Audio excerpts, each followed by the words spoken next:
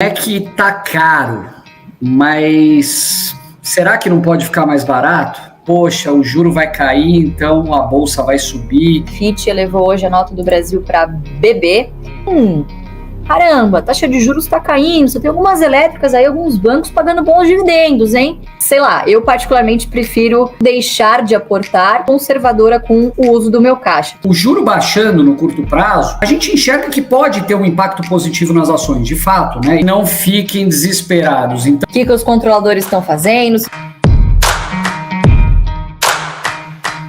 Gentileza, pessoal, compartilha esse vídeo, se inscreve aqui no canal e curte, porque isso impacta bastante aqui pra gente a alcançar outras pessoas que esse conteúdo pode ajudar bastante. Fê, muito boa noite, como é que você tá? E aí, Lu, tudo bem? Tudo bem, fazendo nada, né? Jacarezada só descansando, espreguiçando, tomando um solzinho, né? Tudo de jejum intermitente, né? Pois Só ali abocanhando uma coisinha ou outra, uma coisinha tímida, uns fazendo caixa. E aquela história, né? Não é que tá caro, mas será que não pode ficar mais barato? Assim, tem muita coisa aí acontecendo, temporada de resultados começando. Não sei, mas eu sinto um cheiro de oba-oba no ar também, com essa... Todo mundo agora falando, poxa, o juro vai cair, então a bolsa vai subir. Toda vez que a gente vê certezas e verdades absolutas no mercado, a gente já conhece esse filme muito bem, né? Então, é a hora de olhar exatamente o oposto que pode acontecer. E a gente gosta de ser do contra, né, Lu? Não é algo que pra gente é novidade. A gente costuma fazer isso sempre.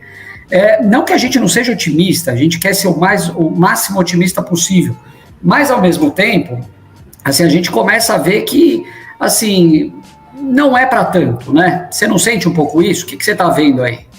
Eu sinto um pouco disso também, Fê, e eu acho que é justamente o gancho que a gente vai pegar aqui para falar do tema principal da live, né, que movimentou os mercados aí durante essa semana, que foi o aumento aí para quase, né, estamos a 2 degraus aí do grau de investimento, né, na nossa nota de crédito. Então a Fitch elevou hoje a nota do Brasil para BB. Então a gente vai falar um pouquinho aqui de oportunidades e impactos. Se você me permite, eu fui buscar aqui em algumas reportagens antes da gente... Eu sempre te permito, Luiz. Muito obrigada, Felipe Ruiz. Você tem ótimos conteúdos para compartilhar. Muito obrigada. Gente, antes de eu colocar aqui alguns gráficos aqui na tela para vocês darem uma olhadinha no nosso histórico aí de notas de crédito brasileira, Paulão, coloca aí na tela por gentileza. Eu trouxe para vocês, pessoal, que raio que é esse tal de nota de crédito, o que é essa tal de agência de risco. Então, desculpem eu não estar olhando aqui para vocês, porque eu fiz algumas anotações aqui na minha segunda tela, então eu vou sempre remeter aqui essas notas para não falar besteira, tá bom? Para quem não está sabendo, essa semana saiu aí que a Fitch elevou, que é a agência de classificação de risco, obviamente, elevou a nossa nota de crédito, que é o nosso rating soberano, para BB, de BB- para BB. Então, falta muito pouco aí nesses degraus para a gente subir para o grau de investimento. Então, vocês estão vendo aí na tela, basicamente a gente tem essas 3 grandes agências de risco que classificam, como é que eu vou dizer? É uma espécie de selo de qualidade que vai garantir aí aos investidores, vai dizer para os investidores qual é o grau de risco que eles têm ao trazer os seus investimentos para cá. Então é baseado nesse tipo de nota que principalmente os investidores institucionais, investidores estrangeiros, tomam as decisões aí de alocação de capital que determinados fundos, enfim, têm aí para disponibilizar, tá? Então, como vocês podem ver aí, você tem basicamente 4 grandes blocos, né? O primeiro é o risco alto de inadimplência, ou seja, baixo interesse do investidor. Então, vocês podem ver também que essas notas são aí um conjuntinho de letras e símbolos, né? Ou até números, como no caso ali da Moody's. Mas a gente tem aí 4 classificações básicas. O risco alto, que é C, categoria C. Categoria de especulação, que é onde o Brasil se encontra atualmente desde 2015, salvo engano. Você tem o grau de investimento, que a gente atingiu a primeira vez ali em 2008, já vamos falar sobre isso. E o grau de investimento com qualidade alta e baixo risco, tá? Dessas três aqui geralmente é um pouquinho mais na liderança, que geralmente toma a frente, geralmente costuma ser o S&P, que é a Standard & Poor's, depois a Fitch logo em seguida, e a Moody's costuma ser um pouquinho mais atrasada. Então, vejam só, atingimos aí DB, que é muito próximo do grau de investimento, tá? Paulão, coloca rapidinho pra gente, eu trouxe um gráfico, pessoal, pra gente relembrar aqui o histórico de notas de crédito de rating soberano brasileiro e que raios a gente pode ter como conclusão, Fê. Obviamente que a gente não pode falar, a bolsa vai subir, a bolsa vai cair, baseado em fatos de curto prazo, porque no curto prazo, boa parte dos movimentos são randômicos, tá? Mas vamos lá, essa primeira setinha vermelha aí do gráfico que o Paulão colocou na tela para vocês, não sei se vocês estão enxergando bem, não estou vendo o chat aqui, mas essa foi a primeira vez, não foi? Imagina, Brasil na capa da The Economist, Brasil tá voando, um foguete, o Cristo lá como um foguete. Cristo decolando, exatamente, foi quando a S&P e a Fitch, em abril de 2008, elevaram o Brasil pela primeira vez ao grau de investimento. Então, subiu nesse primeiro grauzinho de investimento ali, ainda em grau de investimento de qualidade média, mas em grau de investimento ali, então, na categoria BBB-, BA3 e coisas do tipo, tá? Vejam só que interessante, eu me lembro um pouco dessa época porque foi o meu início na Bolsa, Fê. Foi mais ou menos entre março, ou abril, maio, alguma coisa assim, enfim, segundo trimestre de 2008, que meu pai começou a aportar para mim na Ultrapar.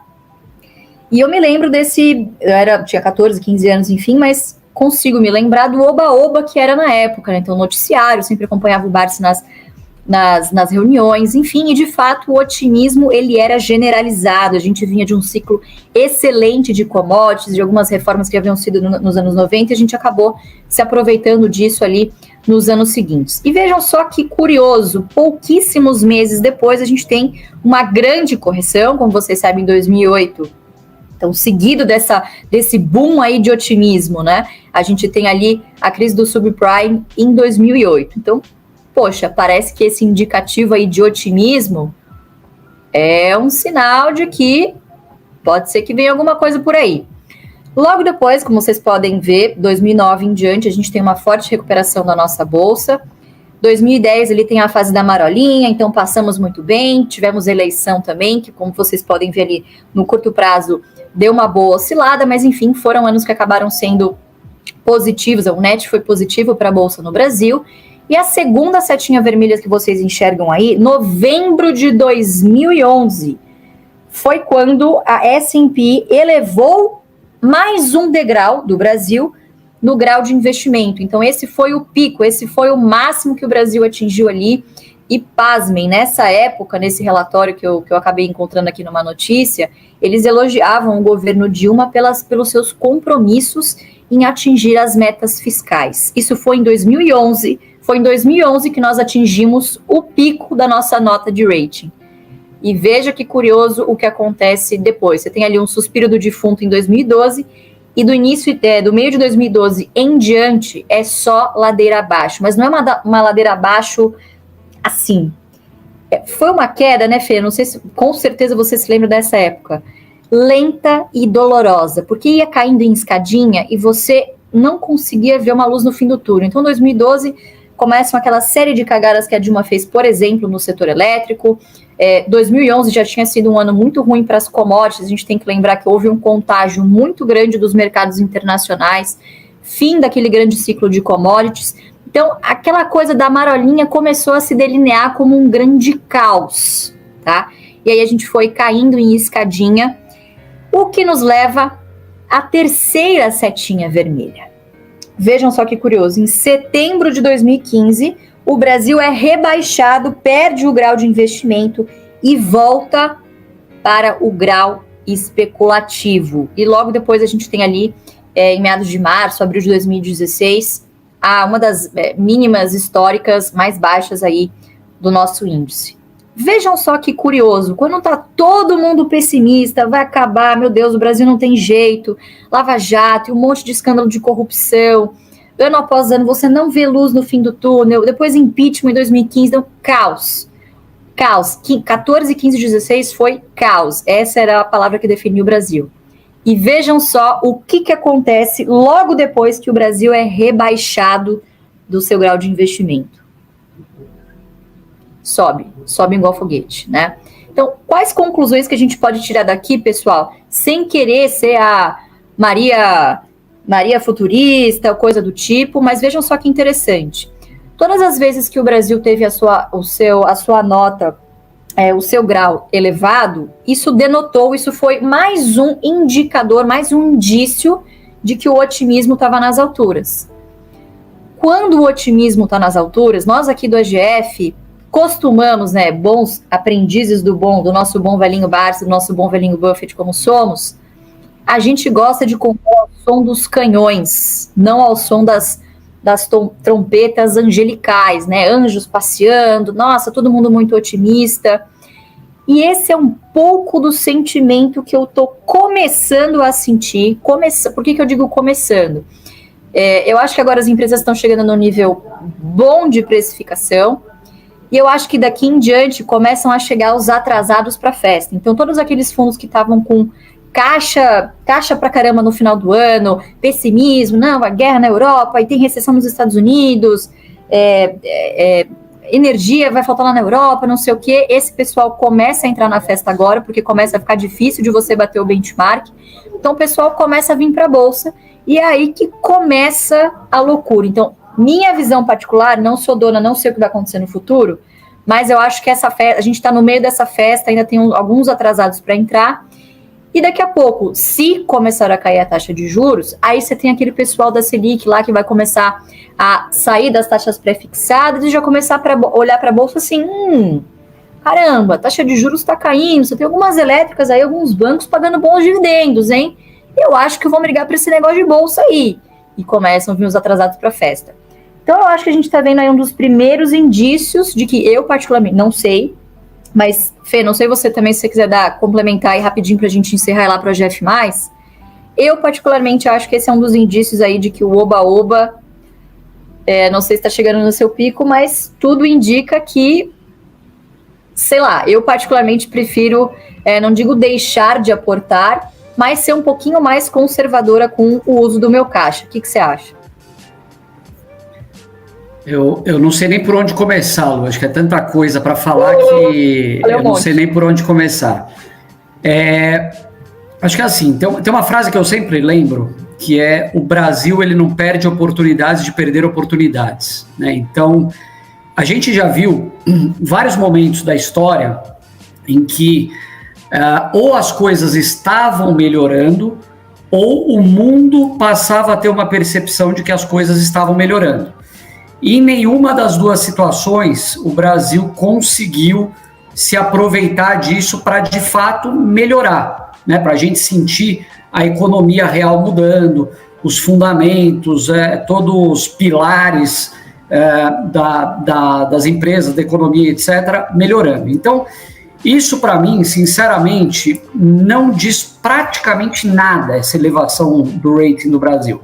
Até porque, caso vocês não se lembram, acho que muita gente aqui é até um pouco mais nova para se lembrar, mas agência de rating, pessoal, na minha visão, não tem credibilidade nenhuma. Zero.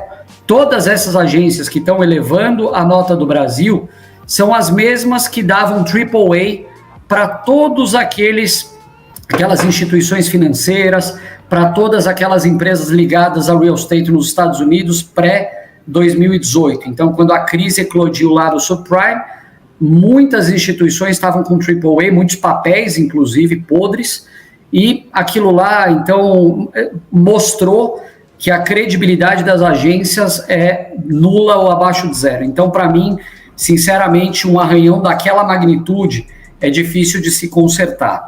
É importante lembrar que o Brasil ainda está no grau de especulação, né? A gente está falando que melhorou e tal, mas ainda é um grau especulativo. Isso significa que muitos fundos que têm mandato para investir só em países com investment grade ainda não podem colocar nem o pé aqui no Brasil, porque está fora do mandato deles.